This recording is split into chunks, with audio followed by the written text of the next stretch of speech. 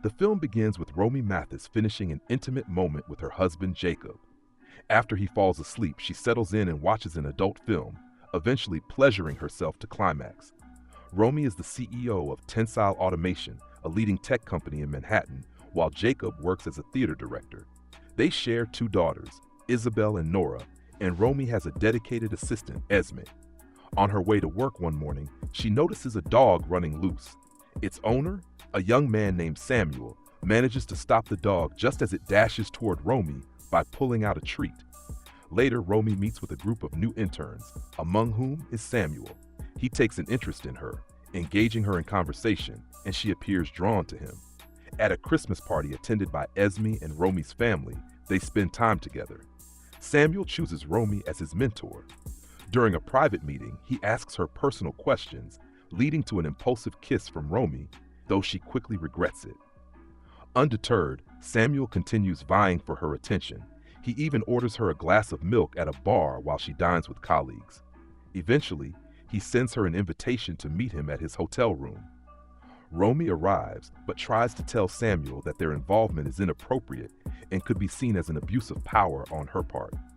Samuel counters, insisting he holds the real power, claiming he could ruin her with a single phone call.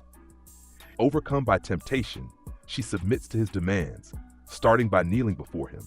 He begins pleasuring her in a way reminiscent of the adult film she enjoys, bringing her to climax, but she is left in tears.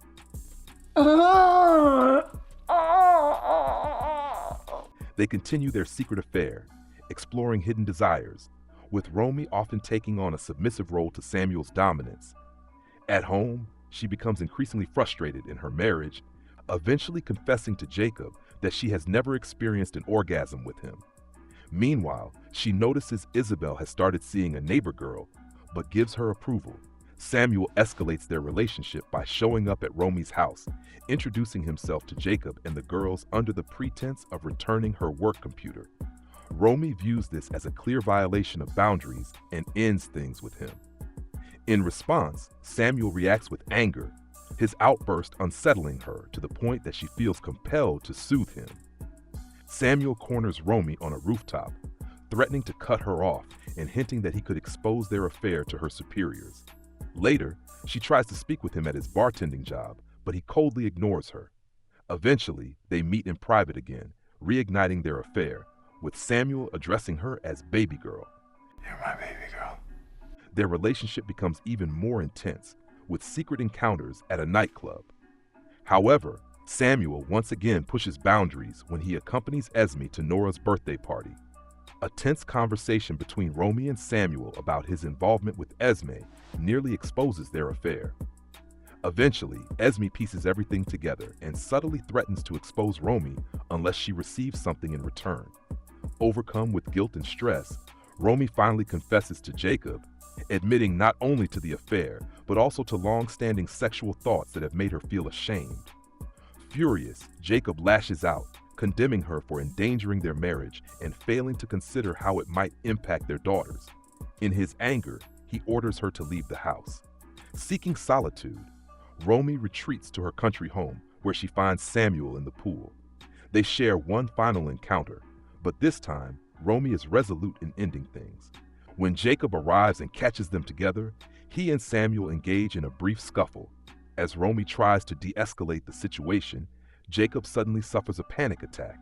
Samuel unexpectedly steps in to help him through it, before ultimately walking away. Romy and Jacob return home, determined to rebuild their marriage and sex life. When Jacob's play debuts, Romy attends and enjoys the performance. At work, she learns that Samuel has taken a job in Japan, while Esme has been promoted to junior coordinator. One day, an older subordinate enters Romy's office and makes an inappropriate proposition.